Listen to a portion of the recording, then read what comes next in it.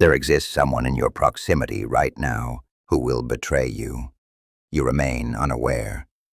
You might classify them as a friend, a trusted colleague, perhaps someone you consider close, but they will betray you. And when it occurs, shock will consume you because you never detected it approaching. You will reconstruct every exchange, attempting to locate where you overlooked the indicators, questioning how you could have been so oblivious to someone's authentic nature. Here is the reality. You were not oblivious. The indicators existed the entire time. You simply did not know what to search for, because the person who will betray you has been demonstrating exactly who they are, through 3 specific behaviors that Machiavelli identified as absolute disqualifiers for trust.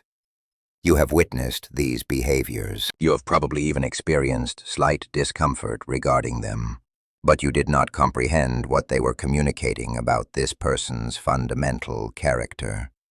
Machiavelli spent his entire career in positions where trusting the wrong individual could cost him his life, his freedom, or his position. He was not making abstract philosophical observations about human nature. He was conducting survival-level analysis of which people could be trusted with real stakes, and which people would absolutely betray you the moment betrayal served their interests better than loyalty.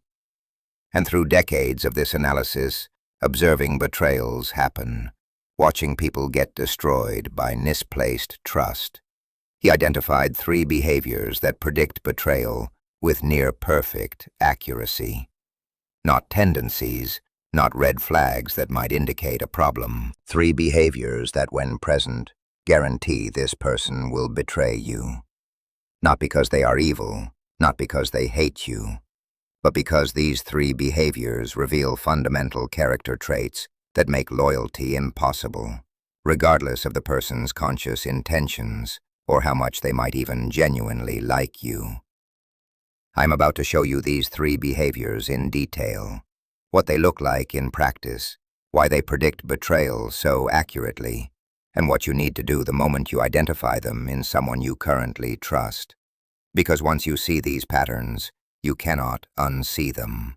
You will recognize them everywhere, and you will be horrified by how many people in your life right now are displaying at least one of them while you are treating them as trustworthy. This knowledge is dangerous because it is going to make you question relationships you thought were solid.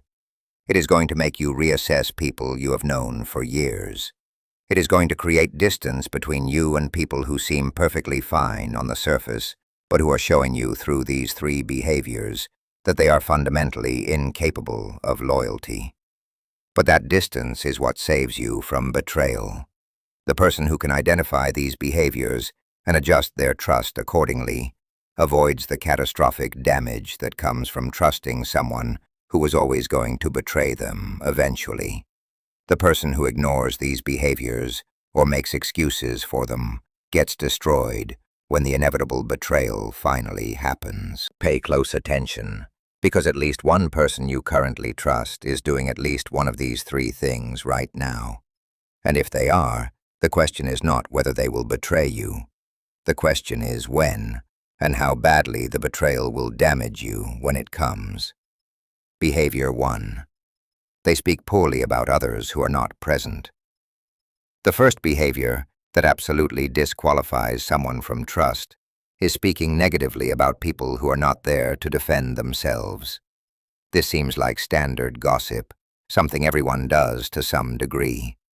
It is not. It is a character revelation so fundamental that once you understand what it is showing you, you will never be able to trust someone who does it again. Watch how this operates.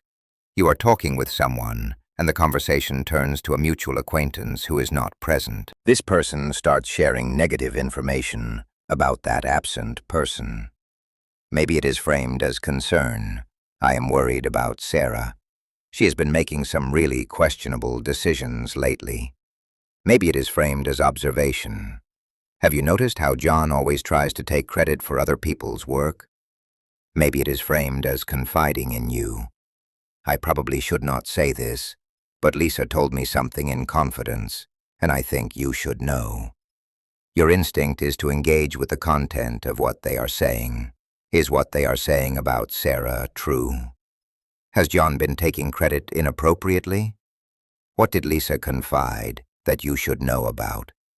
You are processing the information they are sharing, rather than recognizing what the act of sharing it reveals about them.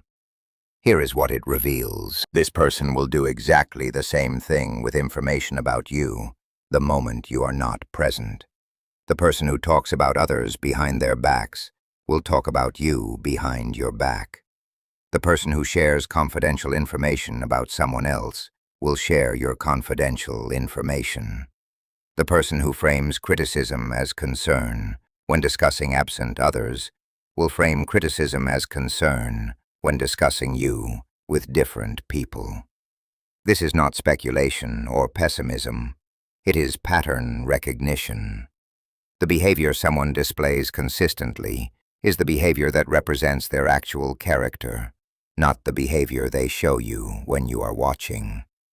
When someone speaks poorly about absent others to you, they are showing you their real pattern. They talk negatively about people behind their backs. You are seeing the pattern. You just happen to be present for this instance of it, which means you are seeing them do to others what they will do to you. Machiavelli observed this pattern destroying trust networks constantly. The advisor who would speak poorly about other advisors to the prince seemed like a loyal ally exposing problems. But the prince who paid attention recognized that the advisor's willingness to criticize others behind their backs meant the advisor was criticizing the prince behind his back to those same people. The behavior was consistent. Speak poorly about whoever is not present. The prince had just been fooled into thinking he was the exception. You are not the exception. Nobody is the exception. The person who gossips, criticizes, or shares confidential information about others does it about everyone, including you. They might like you. They might even value your relationship. But their character structure makes maintaining appropriate boundaries around information and criticism impossible. Here is why this behavior is so predictive of betrayal. It reveals several fundamental character traits that make loyalty impossible. First, it reveals poor impulse control around information. They cannot sit with knowing something negative about someone without sharing it. This impulse is stronger than their judgment about whether sharing serves any useful purpose. When they have negative information about you, that same poor impulse control will make them share it, regardless of whether sharing it damages you. Second, it reveals transactional relationship thinking. They are using information about others as social currency to create connection or position with you. They are trading someone else's reputation or privacy for temporary bonding or perceived insight with you. When a different audience offers better value, they will trade your reputation or privacy the same way.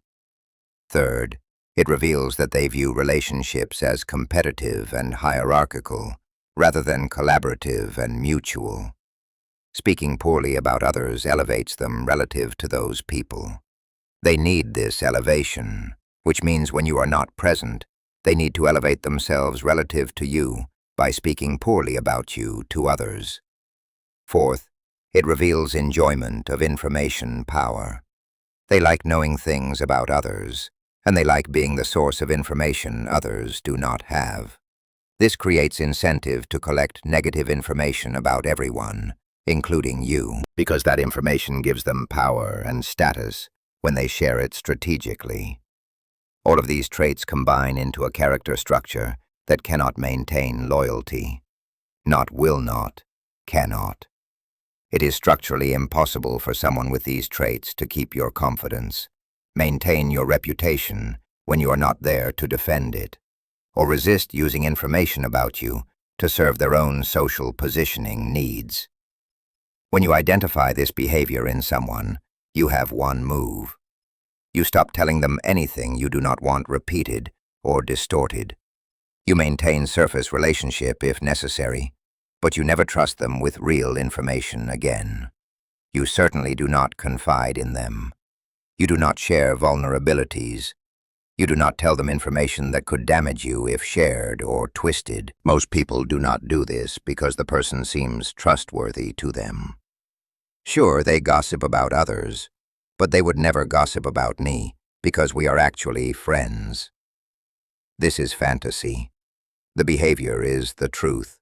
They gossip about others, which means they gossip about everyone, which means they gossip about you. The relationship does not create exception from their fundamental pattern. It just determines the audience they gossip to. Behavior 2.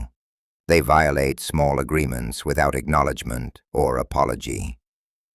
The second behavior that absolutely disqualifies someone from trust is consistently violating small commitments without acknowledging they did so or apologizing for it. This seems minor compared to behavior 1. It is not. It is actually more predictive of serious betrayal, because it reveals that the person does not experience obligation the way trustworthy people do. Watch for this pattern carefully because it is easy to miss if you are not paying attention. Someone agrees to something small. They will call you back later today. They will send you that information by Friday.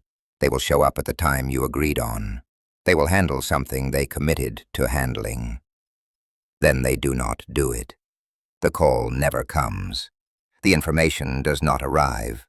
They show up late or not at all. The thing they committed to does not get handled. And when you see them next or bring it up, there is no acknowledgement that they violated an agreement. No apology, no explanation. They might not even remember committing to it in the first place, or they act like it was not actually a commitment, just a vague intention that did not work out. Your instinct is to make excuses for them.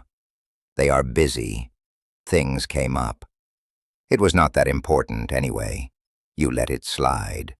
Then it happens again and again. Different agreements, same pattern. They commit to small things and then do not follow through. And there is never recognition that they broke an agreement. Here is what this reveals about their fundamental character. They do not experience agreements as binding obligations. They experience them as statements of current intention that can be discarded without consequence if circumstances change or if following through becomes inconvenient. This might sound like a small distinction. It determines everything about whether someone can be trusted. Trustworthy people experience agreements as creating obligation. Once they have committed to something, even something small, they feel internal pressure to honor that commitment. If circumstances make honoring it impossible, they feel genuine discomfort about breaking the agreement, and they proactively communicate about it. I know I said I would call you back today, but something came up. Can we talk tomorrow instead? They acknowledge the broken agreement and work to repair it. The person who violates small agreements without acknowledgement does not have this internal experience. Agreements do not create real obligation for them. They are just expressions of what seemed good at the time. When circumstances change or honoring the agreement becomes inconvenient, they simply do not honor it. They do not feel discomfort about this because they never experienced the agreement as binding in the first place. Machiavelli documented this pattern extensively because it predicted major betrayals perfectly. The ally who violated small agreements consistently would violate major agreements exactly the same way. The treaty that was not convenient anymore would be broken with the same casual disregard as the missed meeting. The behavior at small scale predicted the behavior at large scale with perfect accuracy. The person who does not honor small commitments will not honor large commitments. The person who forgets they said they would call you back will forget they agreed to keep your confidence when sharing that confidence becomes useful to them. The person who shows up late without apology will violate major trust exactly the same way, without experiencing it as a violation that requires acknowledgement or repair. Here is why this behavior is so predictive. It reveals that the person's word has no inherent weight. When they say they will do something, that statement does not bind them to actually doing it. It just means that in the moment they made the statement, doing it seemed like what they would probably do. But there is no mechanism of honor or integrity that makes them actually follow through when the moment passes. This means you cannot rely on anything they commit to, large or small. Their agreements are worthless because they do not experience them as creating obligation. They will commit to keeping your secrets, to supporting you in a crisis, to being there when you need them. And when the time comes, they will not follow through, because the commitment never created actual obligation in their internal experience. You identify this behavior by watching how they handle small commitments over time. Not one instance, because anyone can forget something or have a genuine emergency. The pattern across multiple instances. Do they consistently fail to follow through on small things they agreed to? Do they fail to acknowledge or apologize when they do not follow through? Do they seem genuinely confused when you bring up that they violated an agreement, as if they do not remember agreeing or do not think it was a real commitment? If the pattern is present, you stop trusting them with anything that matters. You do not trust them to follow through, to keep commitments, to honor agreements. You treat everything they say as an expression of current intention that might change without notice. You do not rely on them for anything important, because reliable people do not consistently violate small agreements without acknowledgement. Most people ignore this behavior because each individual instance seems too small to matter. It was just a phone call, not a big deal. The information was not urgent. It is fine that they forgot. You are right that each individual instance is small. The pattern is everything, and the pattern reveals someone who cannot be trusted with anything significant because they fundamentally do not experience agreements as binding. Behavior 3.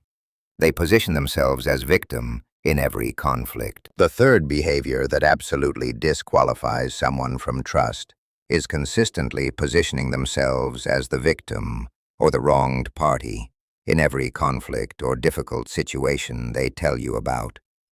This seems like someone who has had bad luck with people or who attracts drama. It is neither.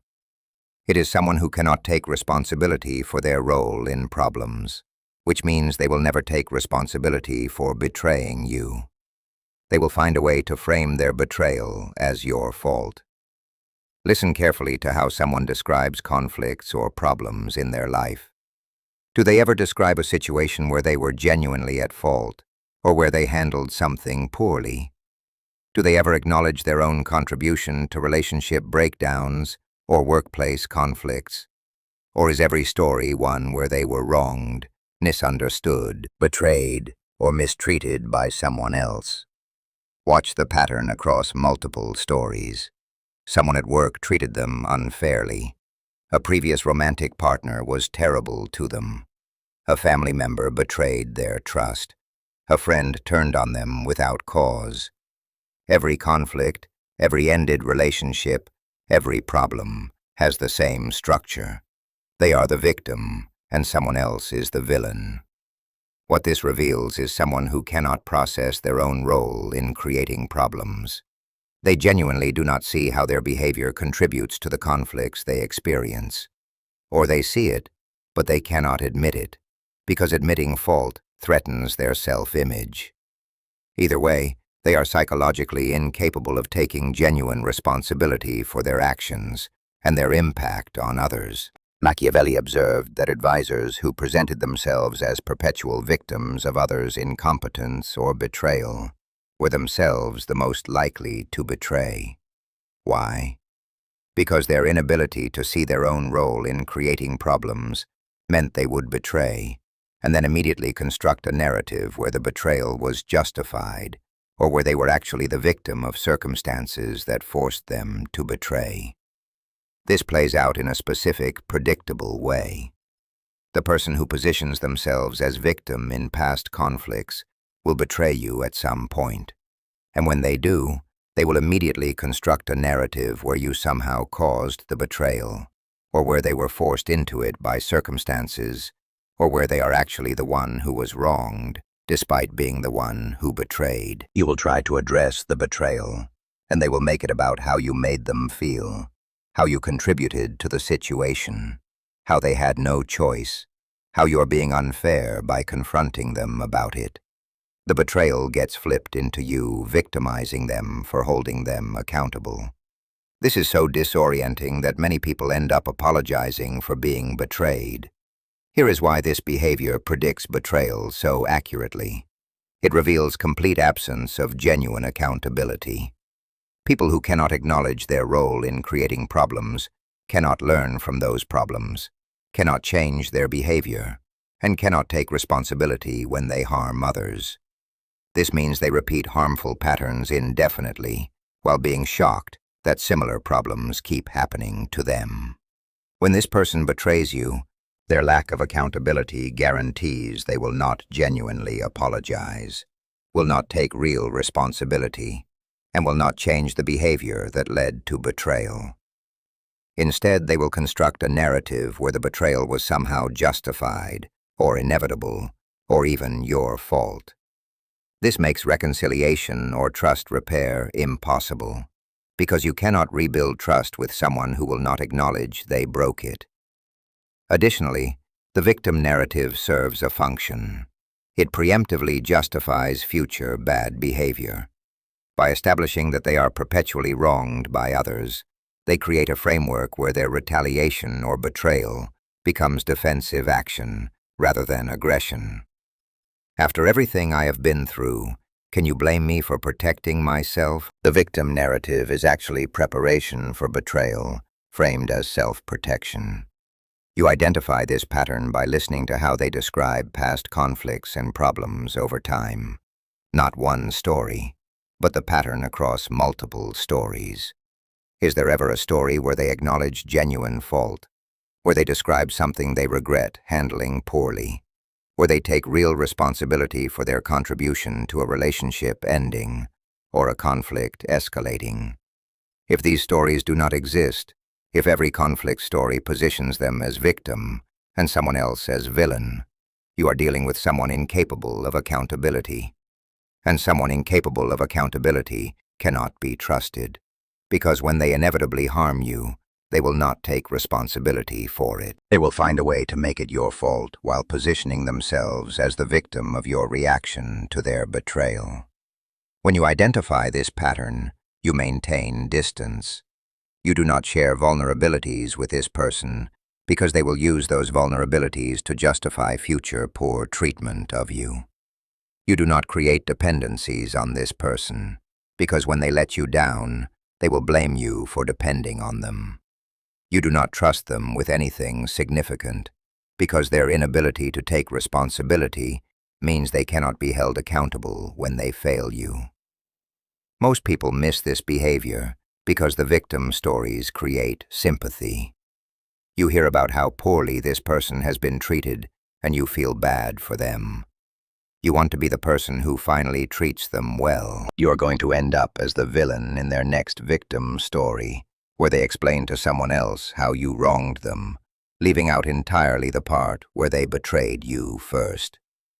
These three behaviors, speaking poorly about absent others, violating small agreements without acknowledgement, and perpetual victim positioning, each one reveals fundamental character traits that make genuine loyalty impossible. Not unlikely, impossible. The person who does even one of these things consistently cannot be trusted with anything that matters because their character structure prevents them from honoring trust.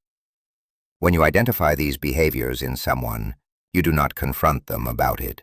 You do not try to fix them or help them see their patterns.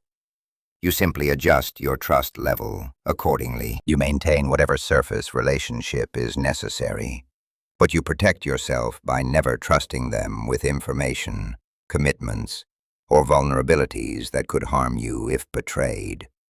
Machiavelli's law was merciless because survival required it. Trust only people whose behavior demonstrates genuine capacity for loyalty. Everyone else gets pleasant distance and carefully managed information.